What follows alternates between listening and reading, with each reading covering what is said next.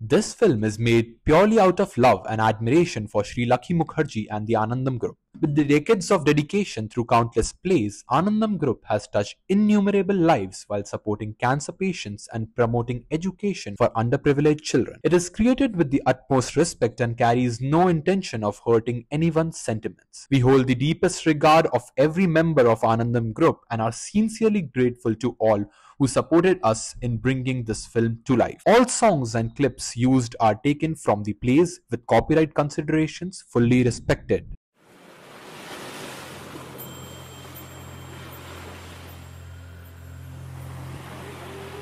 If you ask me who my hero is, I'll have to say it's my grandfather. The work he's done, the lives he's touched, and the stories he's told through theatre have always inspired me since I was a young one.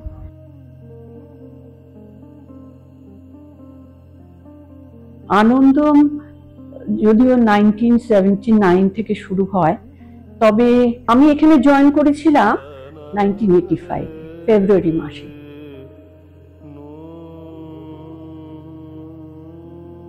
বম্বেতে এসে প্রথম লাকিদার সঙ্গে দেখা, আনন্দমের নাটক দেখা প্রথমে। আমি ঠিক তখন চিনতাম না লাকিদাকে, কিন্তু লাকিদার নাটক দেখলাম। আমায় মুক্তি দে, আমি চাই না, আমি চাই না, আমি চাই না। আমাদের আনন্দমের কর্ণধার শ্রী লাকি মুখার্জি একটি বিরাট বড় ব্যক্তিত্ব। লাকিদাকে লোকে জানেন বিরাট বড় অভিনেতা হিসেবে, বিরাট বড় পরিচালক হিসেবে, কিন্তু আমি ওনাকে দেখি একটি ইনস্টিটিউশন হিসেবে। লাকিদা ইজ জাস্ট অ্যান ইনস্টিটিউশন।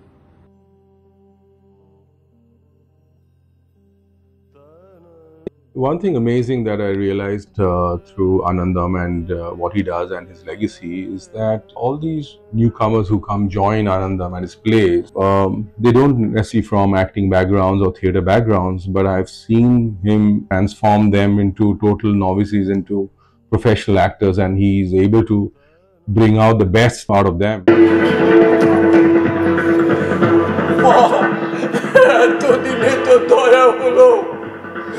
কি করছো?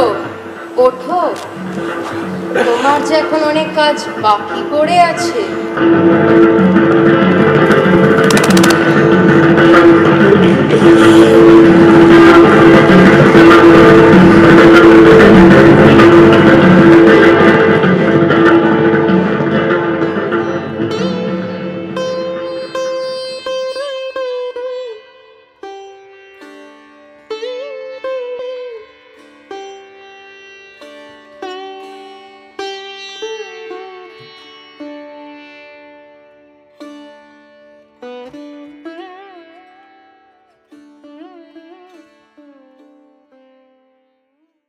লাকি আমাকে বলল, বৌদি নাটক করবেন? না না না, আমি নাটক ফাটক কিছু জানি না, আমি কোনোদিন স্টেজেই উঠিনি। লাকি বলল, না একটু চেষ্টা করুন, তো চেষ্টা করুন। তারপরে লাকি শুরু করলো আমাকে তালিম দেওয়া, মানে একদম স্ক্র্যাচ থেকে লাকি আমাকে শুরু করলো।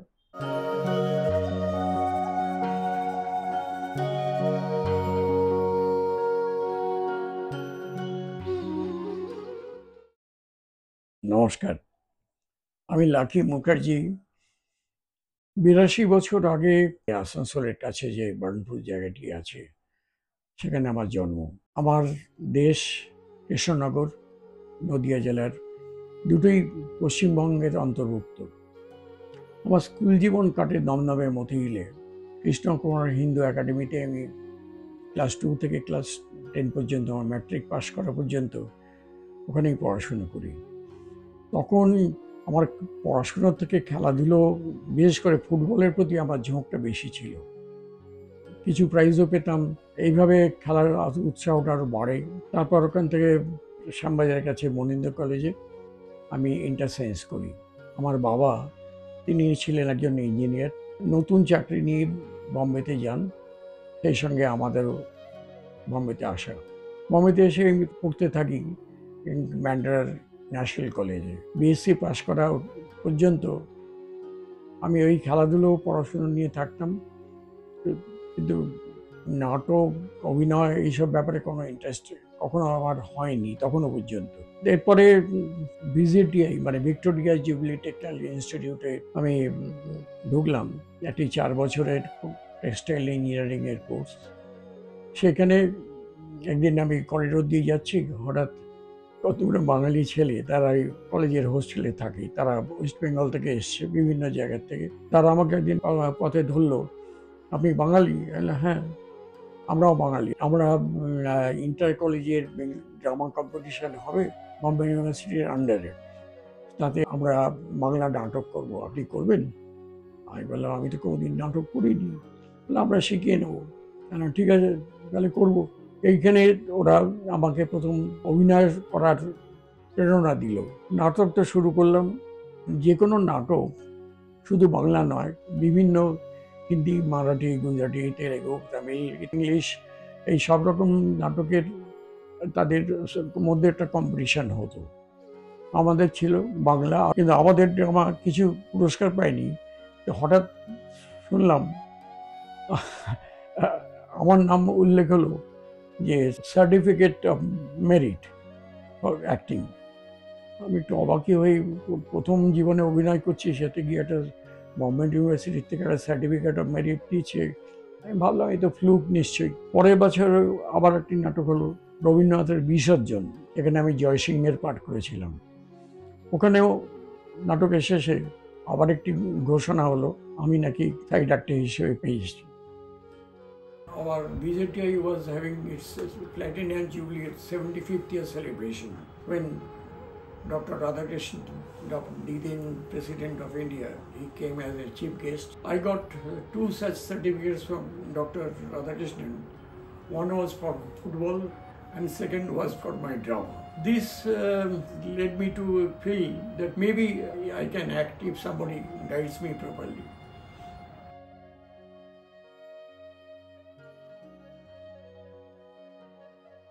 That time in Shivaji Park, Bombay, there used to be a Bengali full-length drama competition. All big stars like Pradeep Kumar, Kester Mukherjee, all they used to participate in that competition. But we being very young, they didn't allow us to compete. Our group is known as Little Pioneers, but we are always put out. You cannot. But suddenly, one team backed out because there was some problem. So they called us, you do it. I was asked to play a role of Boka Chakur, an idiot servant of the house. Nobody was ready to play the role of Boka Chakur. So our director told me, you played good Boka in that award-winning play of Bombay University. You will do good. So I started doing the Boka Chakur. That character was like this. He doesn't remember anything. There was a small notebook, a pencil here. Give me some water. It is jol dao. So the jol.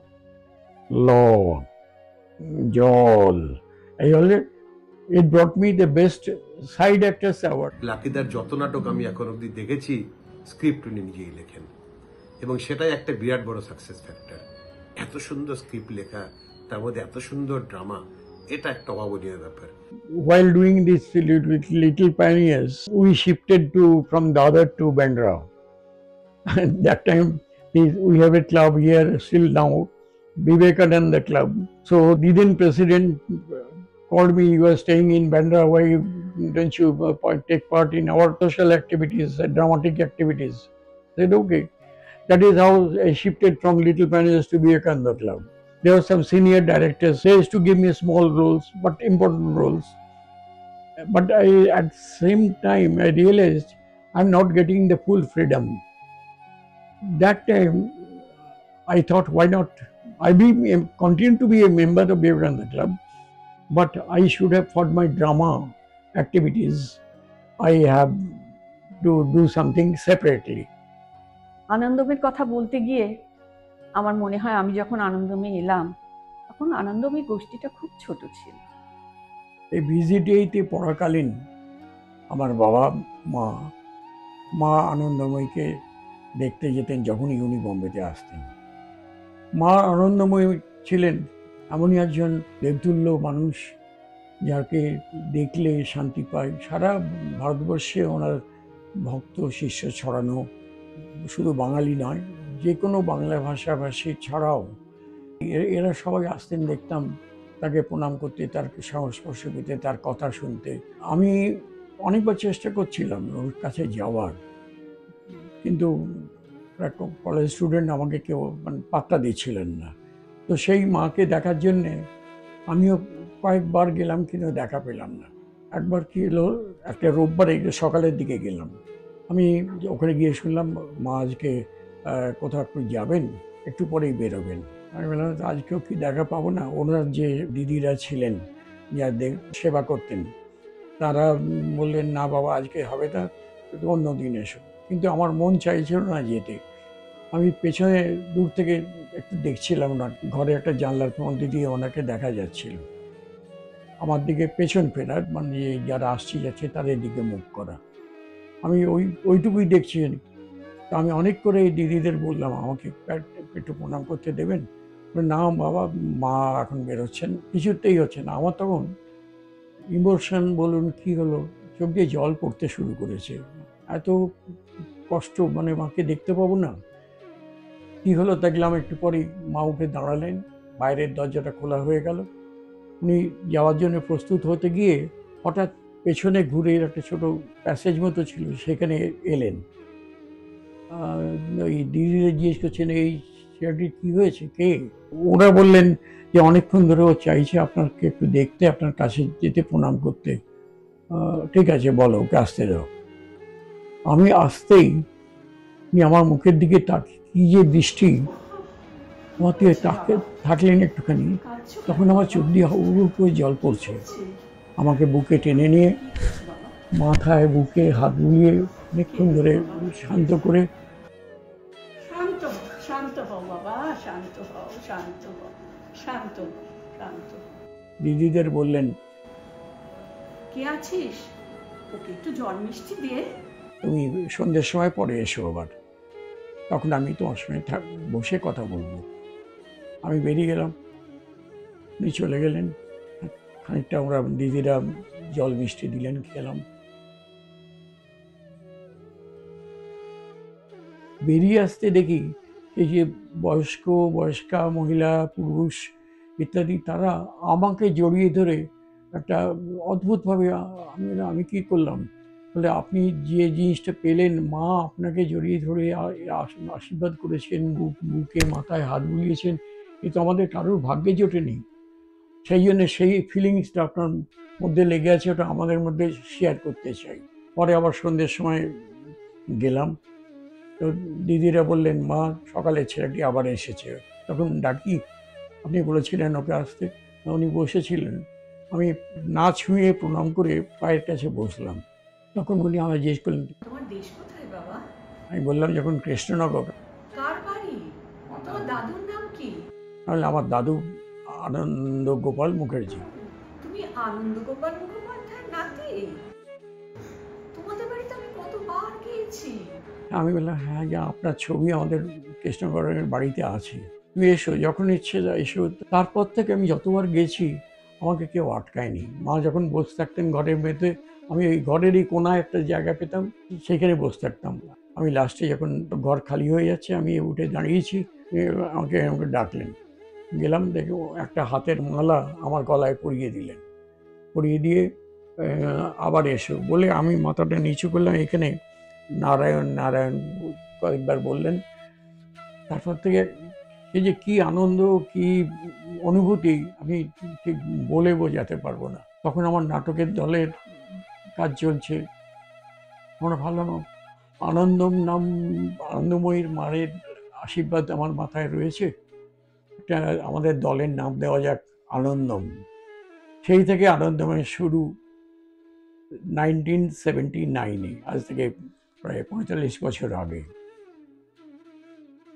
Since I was a young boy, my grandfather always told me to do one good deed a day, and I feel like that really stuck with me, and it kind of tells you the kind of person he is. After my education, I started serving initially with the Bombay Textile Research Association. During that time, I got married. She was a very good looking lady, graduated at Calcutta University. My father, mother, they went to Calcutta, selected the girl. I didn't see her before marriage. We could see her only on the day of marriage. But she turned out to very good to us, me, and to our family. She was more close to my father, mother than me in the household matters. And while I was writing the scripts, I used to tell her, just listen to it, tell how it is going. She used to give her comments on that. But in between, she was to act also in other places, not only with us in Anandam, but some in my absence for Vivekananda Club, she acted also.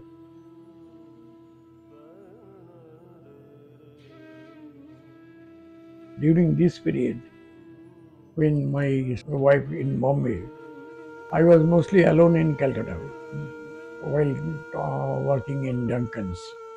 Sometimes he used to tell my health somehow not very comfortable. Then the pain in her stomach went up. We tried to see what is going wrong, and it came out. She has a cancer in colon and fairly advanced stage. This surgery was done at Calcutta.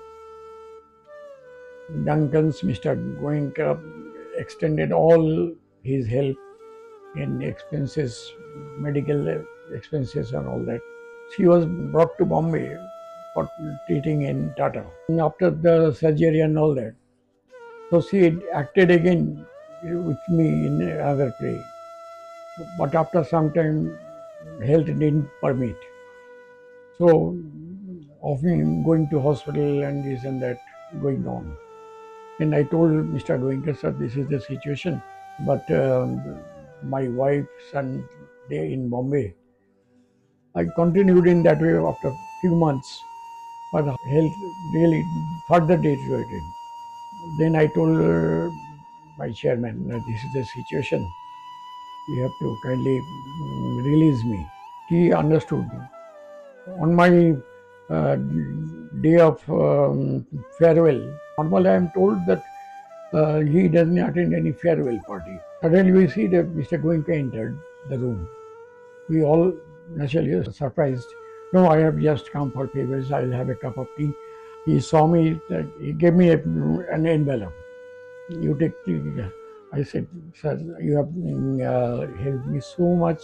There is no language to express my gratitude. But don't, no, it is not money. You take it. See it when you go home, see it. It was all the time in my mind, what is there in the envelope?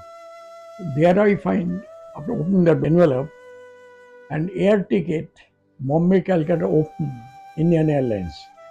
I surprised. He said, if you ever want to come back, there is your open air ticket. That ticket I never used, still with me as a best certificate of my professional life, I would say. Then this time I felt to come back to Bombay, joined Reliance. They were very kind to me. They also provided all sorts of help. But I realized after some time, body don't accept such thing. My wife, chemotherapy on that day, she was sitting in the chair and I was checking the bill before signing it. And when after doing my job, when I turned this side, I found she's from her bunch of rupees giving it to somebody. They have been told to purchase some medicine, they don't have money. See, whatever amount she had in the bag, she gave it to them. I asked them, if you gave me all the money, you will get from the company, but they are unable to purchase a medicine. That's why whatever I had, I gave it. This incident gave me thought for future days. So after her passing away in 1999 at the age of only 47, I didn't act for 2 years. Then we started again. My friend says, you come on stage to keep yourself busy. So again I started on the stage. This time I said, that incident was in my mind. And we decided whatever money we collect from our shows, if we can give it for the cancer patients' treatment. Everybody from our team readily agreed to do so. Not a single paisa they take from our shows. They go to Calcutta, they leave Pune at their own cost. Some people, they go by air and come back by air to save time. But they never take any hotel charges or nothing, not a single paisa. My grandfather, Dada, has really dedicated years of his life towards the cause of the foundation, towards Anandam. আমি নিজে experience করেছি। আমি cancer হসপিটালে গিয়েছি, কাউকে নিয়ে, আমার আত্মীয় স্বজনকে দেখেছি রাস্তার দুধারে রোগীদের নিয়ে তার আত্মীয় স্বজনরা বসে আছেন। এত দুঃখ লাগতো, ওই দৃশ্যটা না হন্ট করতো। With the result, I didn't have enough money, but we could collect the money from each show. We started giving to recognized bodies like Tata Cancer Hospital, Ramakrishna Mission, Bharat Sevashram, such recognized bodies where we feel the money will not be misused. It is a hard-earned saving from different people. I openly tell the audience, if you are purchasing a 500 rupees ticket, please do consider that you are giving 250 rupees for the benefit of the needy cancer patients. And we do give the check to the concerned organizations like Ramakrishna Mission, Bharat Sevashram or Tata before the show starts and on the stage. It is never we say that we will send it afterwards. Never it happened. And today within the process, our total contribution for the matter has gone to 1 crore 24 lakhs. All through drama only. আনন্দমের উপর আমার বিশেষ আকর্ষণ এই জন্য যে এটা সমাজে একটা খুব বড় কাজ করছে। So they have a house that is called Dr. Ernest Borges Memorial Home. There they accommodate outstation patients for treatment who are coming to Bombay. So we started giving on an average 5 lakhs. People used to give donations from different sources. We never approached them, give some donations, but it came. God is kind to us.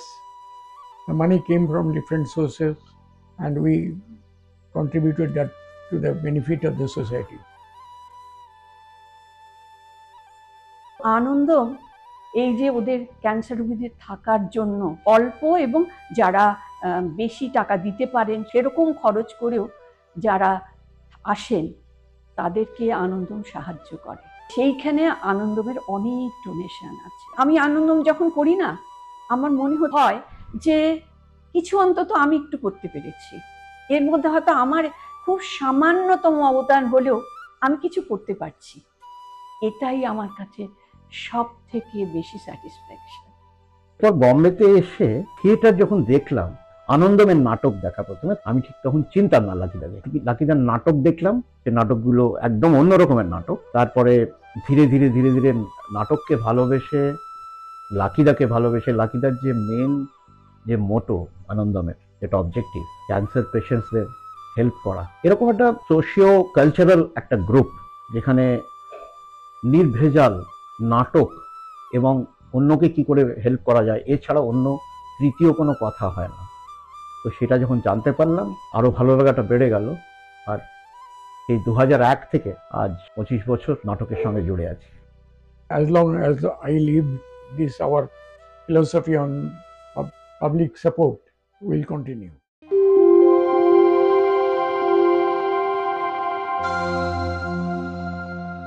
Anandam started, and it started with a children's play, Onkare Tonkar. 10 booth and 1 living man. It was a story of Monilal Gangopadhyay, then very famous storyteller, story writer. It was a hilarious comedy. The children acted so well, and many parents used to come, take my daughter, take my son in the team, like that. There was no room for making the play bigger.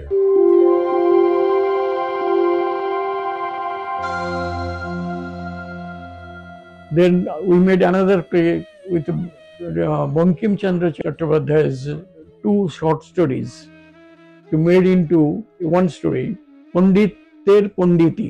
Pandit Mashai is a teacher in the village, and Gramir Pathshala means premier school of village type areas. These 2 stories I combined and made into one as Panditer Panditi. This also very hilarious for the children. They enjoyed thoroughly.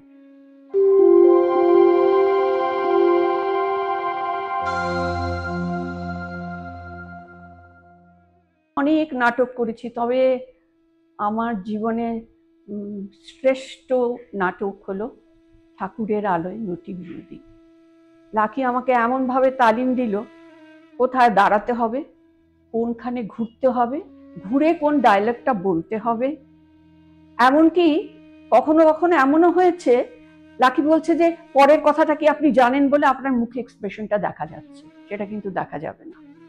মনে করুন এখন আমি সেই reporter যে আপনাকে প্রশ্ন করছে, আপনি সেদিনকার সেই নটি বিনোদিনী যাকে ঠাকুর রামকৃষ্ণদেব মাথায় হাত রেখে আশীর্বাদ করেছিলেন।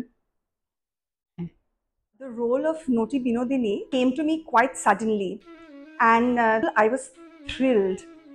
When I first saw Noti Binodini, I loved the story, and I truly wished that I would play it one day, and I have.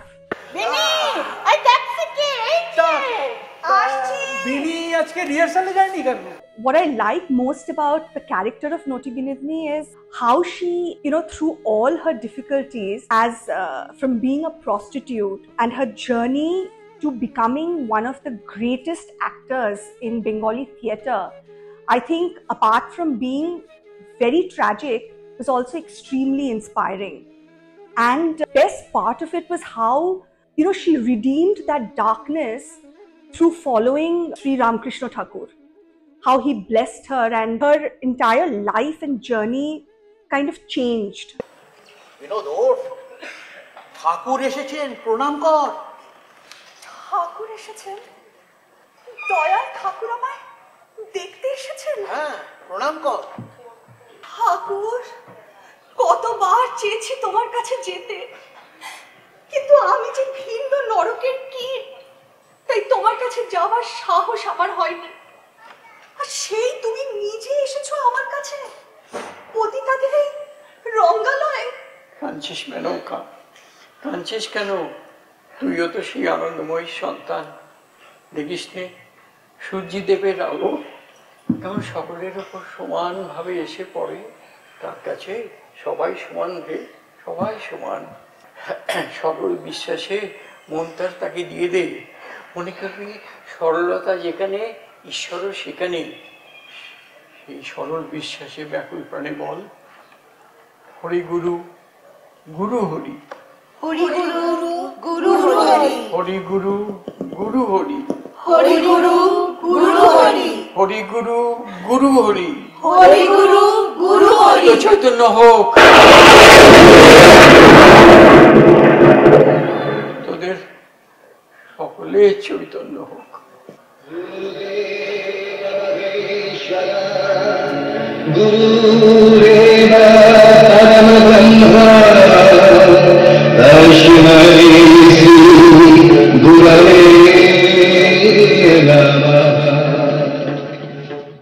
Girish ঘোষের চরিত্রটাকে বোঝার জন্য কিছু কিছু পড়েছিলাম। আমাকে গিয়ে ডেকে আনতে হবে, যান গিয়ে বলে দিন আজকের শো হাউসফুল আছে, অন্যদিন আসতে। ডাকতে হবে না রে, ডাকতে হবে না, আমি নিজেই চলে গেছি। বলিনি থিয়েটারের লোক শিখতে হয়, তো বাইরে কত ভিড় হয়েছে, তা সবাই তো চৈতন্য লীলা দেখতে এসে, কোথায় বসবো একটু বলে দেন। আরে স্ক্রিপ্টে এমনভাবে লেখা ছিল, এই স্ক্রিপ্টটা যদি, যে লাকিদা যেরকমভাবে নাটকটা লিখেছেন, এই স্ক্রিপ্টটাকে বারবার পড়লে গিরিশ ঘোষের যে চরিত্রের যে সংলাপ,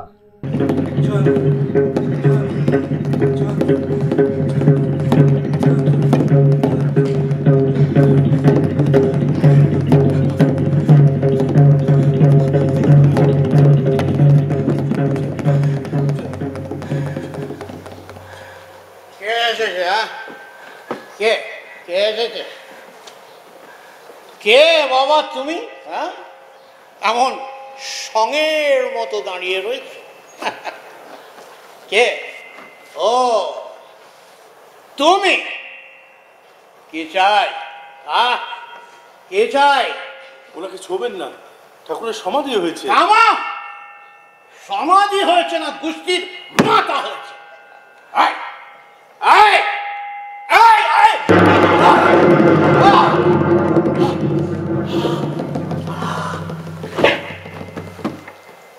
চরিত্রের মধ্যে দ্বৈত একটা ভাব।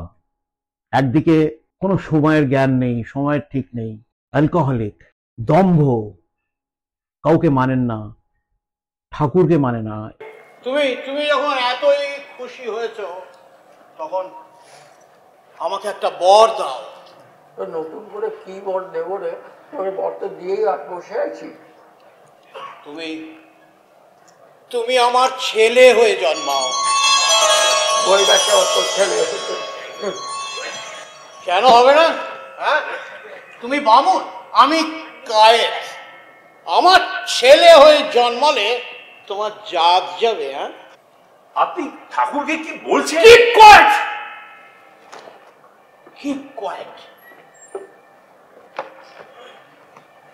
সংসার ছেড়েছ, তবু বামনাই ছাড়নি। হ্যাঁ, পইতে ফেলে দিয়েছ, তবু এত দর্প। হ্যাঁ, ঠিক আছে, বামুন নই বলে আমি যখন এতই ছোট, তখন এই ছোট লোকের দেওয়া খাবার তোমায় খেতে হবে না। ওঠো ওঠো ওঠো বলছি। আমার খেতে বসে তুলে দিলি, আমার ফুলকো ফুলকো গরম গরম লুচি আমি জলখানা খেয়েছি, বাকিটা খেয়ে দিবি না? বাকিটা দক্ষিণেশ্বরে গিয়ে খেও, ভণ্ড তপস্বী। You get out. আমার রিটট বলছে। রিটট মানে কি রে? দিয়ে যেতে বলছে। মারবে তো বলেনি। মারাই উচিত। সেদিনও টিকিটের দামে এত অপমান করলো, তবু তুমি নির্লজ্জের মতো আমার এখানে এসেছো। আর একদিকে ভেতরে ভেতরে একটা অনেক জ্ঞানী, একটা ফল্গু ধারার মতন যে বয়ে চলেছে ভেতরে স্রোত, জ্ঞান আর আসলে ভক্তিটাও বয়ে চলেছিল, যেটা ঠাকুরের সামনে এসে হঠাৎ খুলে গেল। বাংলার রঙ্গমঞ্চে তুমি চিরকাল বিরাজ করো ঠাকুর, চিরকাল বিরাজ করো।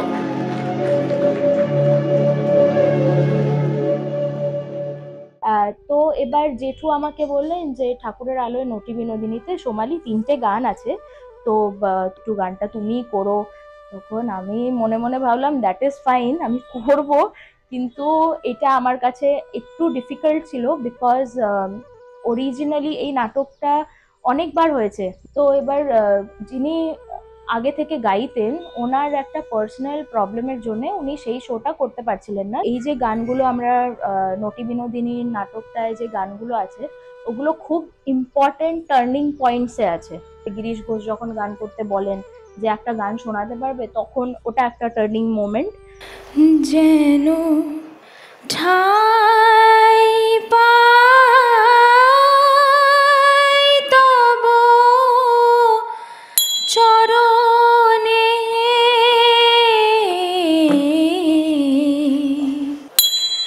যে চির বাঞ্ছিত করুণা বঞ্চিত অভাগী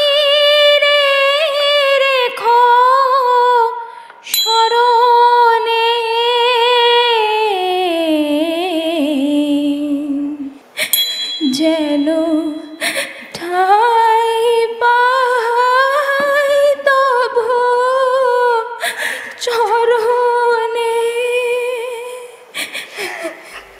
তারপরে আসে চৈতন্য লীলার একটা সিন। মন মজায় লুকালি কোথায় হরি, মন মজায় লুকালি কোথায়, কালো শশী বাজালে বাঁশি, ছিলাম গৃহবাসী, করলি উদাসী, কুলটা জিয়ে অকুলে ভাসি, আমি কুলটা জিয়ে অকুলে ভাসি, হৃদি বিহারী কোথায় হরি, পিপাসিতা তোমায় চায়, হৃদি বিহারী কোথায় হরি, কোথায় হরি, কোথায় হরি। আনন্দম আমার ভালোবাসা, আমার অনেক শান্তির জায়গা। পরিশ্রম বেশি, কিন্তু একটা আলাদা আনন্দ আছে এর মধ্যে। রামকৃষ্ণ মিশনে ওখানে যেমন একটি নাটক করেছিলাম, ঠাকুরের আলোয় নটি বিনোদিনী। ওদের আদেশে বা অনুরোধে যাই বলুন, নাটকটি বিভিন্ন সময় আমরা 3 বার মিশনে মানে মঞ্চস্থ করি। এখানকে তৎকালীন যে প্রেসিডেন্ট ছিলেন স্বামী বাগীশানন্দজি, উনি নাটক দেখে প্রথমে খুব আসতে চাইছেন, বললেন আমি তো নাটক টাটক তেমন দেখি না, বাইরে এসব দেখতে যাই না। আমি আপনাকে আসতে হয়, যদি 15 মিনিটের জন্য যদি আসেন, আমরা ক্যান্সার পেশেন্টদের জন্য কিছু ডোনেট করতে চাই, সেটা আপনার হাত দিয়ে, আর আরও কয়েকটা আছে যারা এডুকেশন পারপাসে আমরা ডোনেট করতে চাই, এটা আপনি যদি ওদের হাতে তুলে দেন। তো ঠিক আছে, 15 মিনিটে হবে তো? হ্যাঁ হবে, আপনি আসুন। নাটক শুরু হয়েছে। আমার তখন চোখে চশমা ছিল না, একটা লেন্সও ছিল না। আমি দেখতে পাচ্ছিলাম সামনের রোয়ে 4 জন গেরুয়াধারী বসে আছেন, কিন্তু তাদের মুখটা পরিষ্কার দেখতে পাচ্ছিলাম না আমার চোখের প্রবলেমে। নাটকের ইন্টারভেলে দেখি হঠাৎ আমরা চা স্যান্ডউইচ ইত্যাদি খাচ্ছি, হঠাৎ দেখি বড় মহারাজ ভেতরে ঢুকে এসছেন একেবারে গ্রিন রুমে। আমার সবাই অবাক, আপনি না গো, নাটকটা ছেড়ে যেতে পারলাম না, আমি সবটাই দেখে যাব, কিন্তু আমি তো ডায়াবেটিকের পেশেন্ট, আমাকে একটু কিছু খেতে দেবে? বড় মহারাজ মানে প্রেসিডেন্ট মহারাজ রামকৃষ্ণ মিশনে এরকম কথা বলছেন। তা সঙ্গে সঙ্গে যার কাছে যা ছিল দিলাম, তার উপরে একটু কালো চা হবে, চিনি ছাড়া হয় না, তাও আছে, সেটা আমরা দিতে পারি। উনি 2 কাপ চাকে আমার বসে আমি দেখেই যাব। দেখলেন, তারপরে পরের দিনই আমরা ওনাকে কেমন লাগলো মহারাজ, তখন উনি বললেন, তুমি কলকাতা কাশীপুরে উদ্যানবাটিতে করবে নাটকটি? হ্যালো, সানন্দে, আপনি যেদিন বলবেন।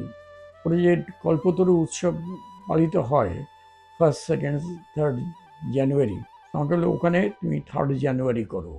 আমার তো খুব খুশি। কিন্তু কিছুদিন পরে কলকাতায় গিয়ে উনি বললেন, মঠে মহিলা শিল্পীদের মঞ্চে চড়াটা অ্যালাউড হয় না। ও, তাহলে কী করবো? তো উনি আমায় বললেন, তুমি দক্ষিণেশ্বরে করবে। আমি স্বপ্নের মানে বাইরে আমাদের। বেশ তো। তখনই ওখানে বসে দক্ষিণেশ্বরের যে মেইন ট্রাস্টি কুশল চৌধুরী, তাকে ফোন করলেন। উনি সবটা বললেন, বলার পর আমাকে বললেন, তুমি কলকাতায় একবার যাও, ওনার সঙ্গে কথা বলো।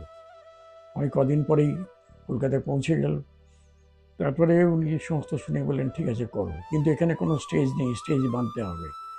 আমি ঠিক আছে, তা যা হবে, কিন্তু এত দর্শক হবে এখানে, যদি আমরা যদি রামকৃষ্ণ মিশন থেকে বলি এই নাটকটা হচ্ছে ঠাকুরের বই, প্রচুর লোক হবে। কিন্তু আমি বললাম, ভালো মাইক দেবেন, আমরা কলকাতায় ভালো মাইক নিয়ে আসবো।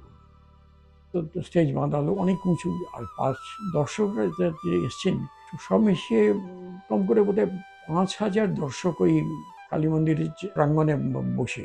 আর এরা কি করলেন, খানিকটা দূরে দূরে স্ক্রিন দিয়ে দিলেন যাতে করে দূরের লোকেরা ভালো দেখতে পায়। নাটকের দিন স্টেজে আমি রামকৃষ্ণ দেবের ভূমিকায় পাঠ করি। স্টেজে উঠে প্রথমে আমার মনে হলো এই সেই জায়গায় যেখানে ঠাকুর ঘুরে বেরিয়েছেন, এখানেই স্বামী বিবেকানন্দ এসেছেন, কেশব সেন এসেছেন।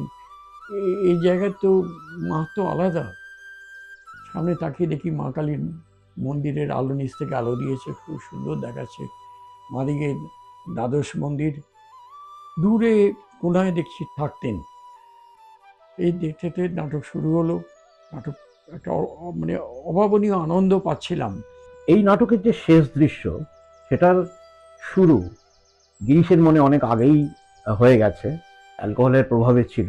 সেই যে কষ্টটা এক এক করে সবাই এসে বলছে যে তুমি কি করলে, কি অপমান কাকে করলে, সেই যে ভেতরে একটা কলঙ্কের একটা বোধ, সেটা ভেতরে জাগতে আরম্ভ করলো। আর অদ্ভুতভাবে সেই রাতে ঠাকুর অত কম সময়ে কিভাবে যে এসেছিলেন গিরিশের বাড়িতে সেটা জানা যায় না। তখনকার দিনে তো আর মোটর গাড়ি ছিল না, কিন্তু ঠাকুর এসেছিলেন নিজে গিরিশের ঘরে। ঠাকুরের কণ্ঠস্বর। ঠাকুর, তুই কাঁদছিস কেনে? কাঁদছিস কেনে? এত রাত পর্যন্ত ঘুমোসনি? ঠাকুর, আমি ওইভাবে তোমাকে অপমান করলাম আর তুমি নিজে এসেছো আমার কাছে। মাঝে বললে অপমান হয়নি? অবধ শিশু, সে তো না জেনে বাপকেও নাতি মারে, তাতে কি বাপের জাত যায় রে? তখন গিরিশ পুরো ভেঙে পড়ে। তখন সেই ও ভাবছে যে আমি কি করলাম। তখন ঠাকুর বললো যে তুই এক কাজ কর, তুই জব কর। বলে আমি পারবো না, আমি কিচ্ছু করতে পারছি না। তুই এটাও করবি নে, সেটাও করবি নে, তবে দে শালা দে, আমাকে ধর বকলমা দে। বকলমা মানে? তোকে কিছু করতে হবে নে, তোর জপ তপের ভার আমার উপর ছড়ে দে, আমি তোর হয়ে তার নাম জপ করবো। দে তোর বকলমা দে। তাই নাও ঠাকুর, তাই নাও, তোমাকেই আমি আমার বকলমা দিলাম। আমার হয়ে তুমি জপ তপ করো। তুমি আমার ভালো নাও, মন্দ নাও, জ্ঞান নাও, বুদ্ধি নাও, পাপ নাও, পুণ্য নাও, শুধু তোমার চরণে আমাকে ঠাঁই দাও ঠাকুর। আমার এই তপ্ত জীবনকে তৃপ্ত করো ঠাকুর।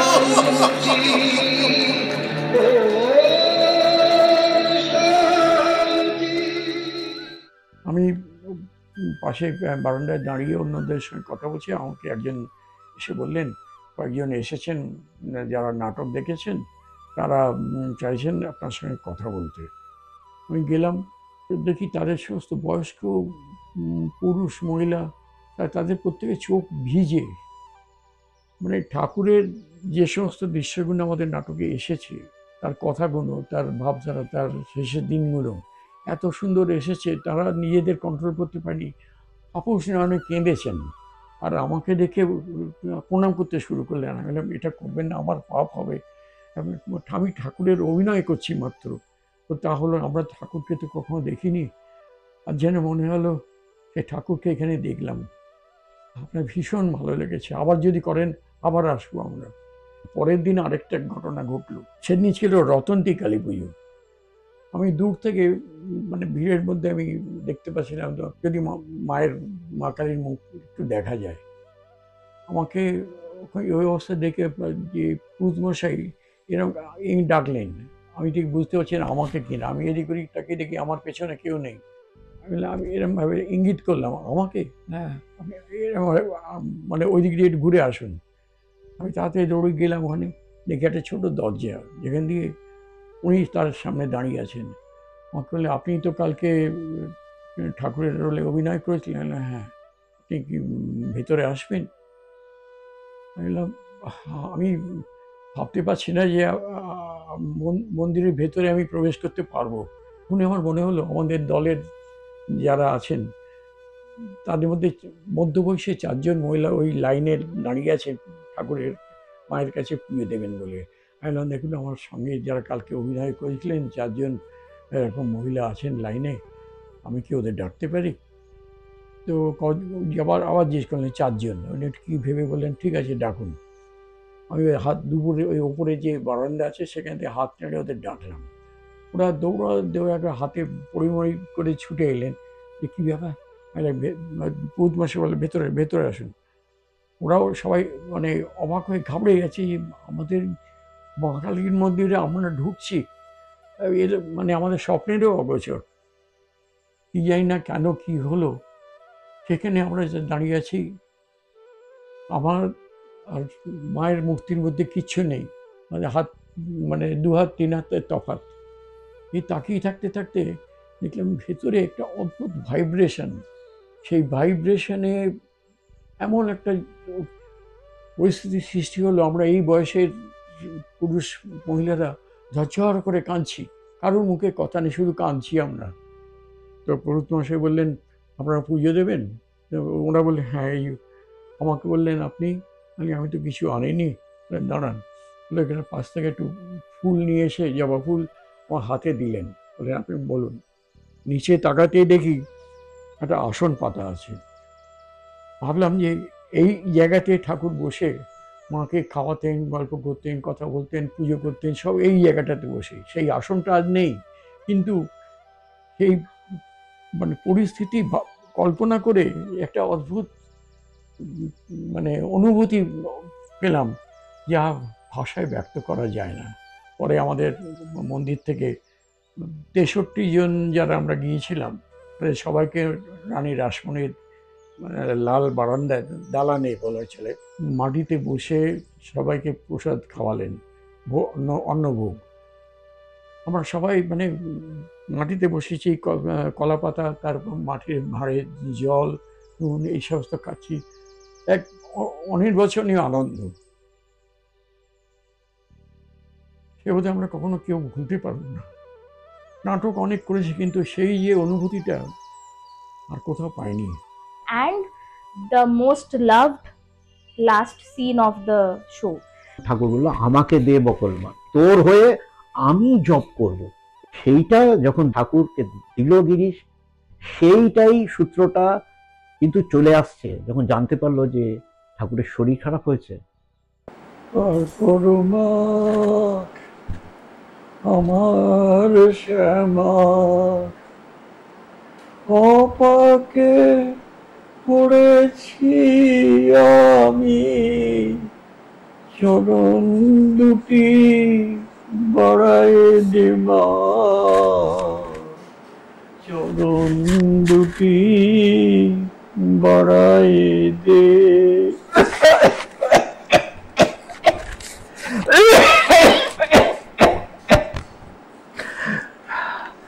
ঠাকুর, ঠাকুর, কে বাবা তুমি? নিমাই, খুব টবেছিস তোমার, খুব টবেছিস, আসতে দিচ্ছিল না বুঝি? তাই এই ছলনার আশ্রয় নিয়েছি।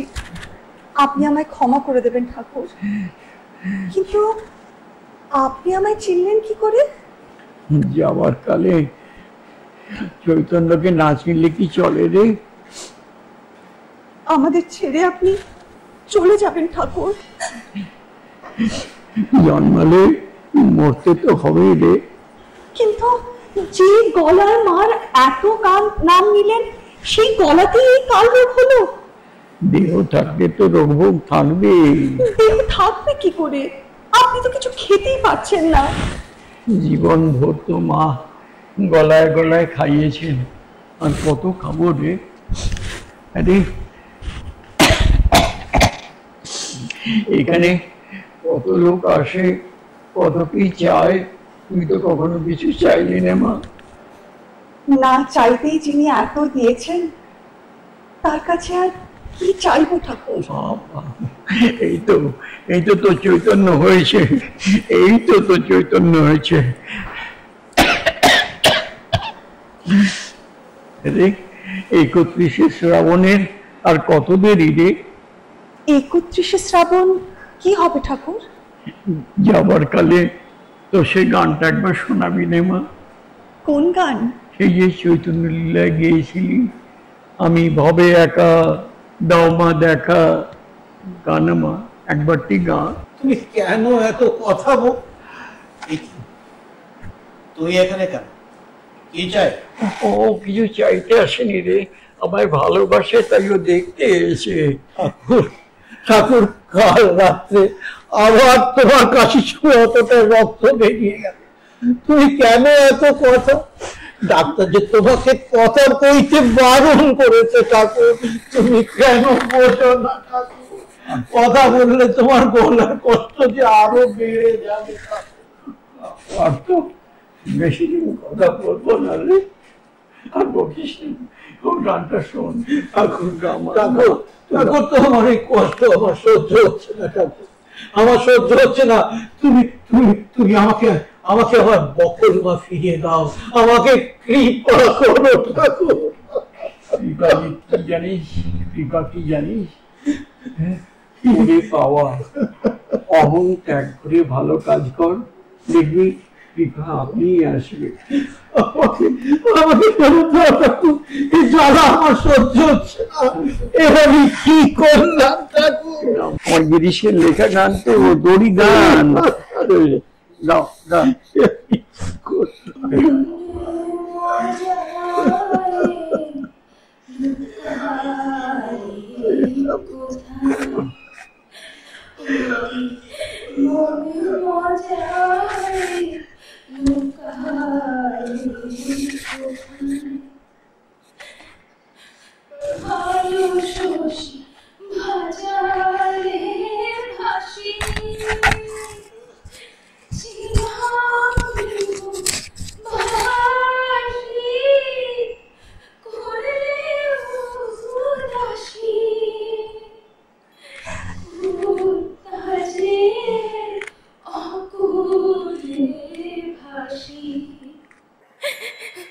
হৃদি বিহারী কোথায় হরে পিপাসিতা তোমায় চায়। হৃদি বিহারী কোথায় হরে, কোথায় হরে, কোথায় হরে।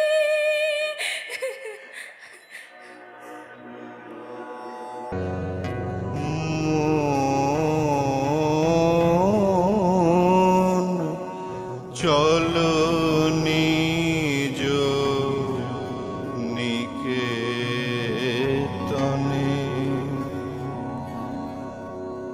সংসার বিদেশে বিদেশীর বেশে ভ্রম কেন অকারণে। মন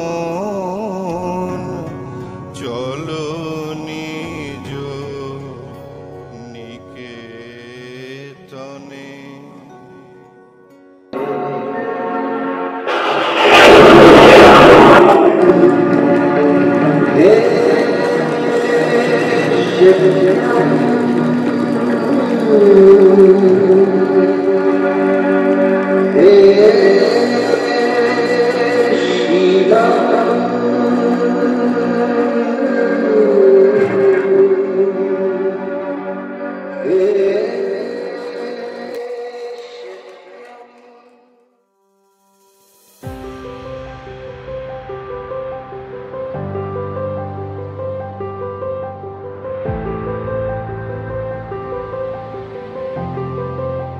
নমস্কার, আমি গোপা মিত্র বলে পরিচিত।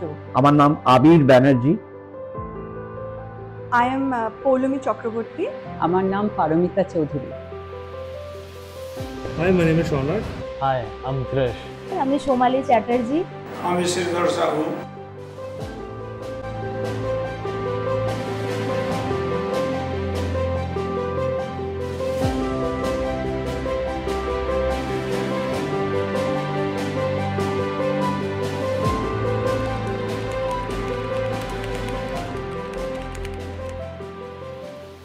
Anand Devi, the first superstar of Hindi Bengali film. sisters and brothers of America. आया हुकुम बरदार, आया हुकुम बरदार, आया हुकुम बरदार, आया हुकुम बरदार। প্রথমবার আমি করেছি ওনার গাইডেন্সে। এটা থেকেই বোঝা যায় যে উনি কত নিখুঁতভাবে কোনো একজন শিল্পীকে সেই রোলটা তার শেখাতে পারেন। এটাই হচ্ছে তার পরিচয়।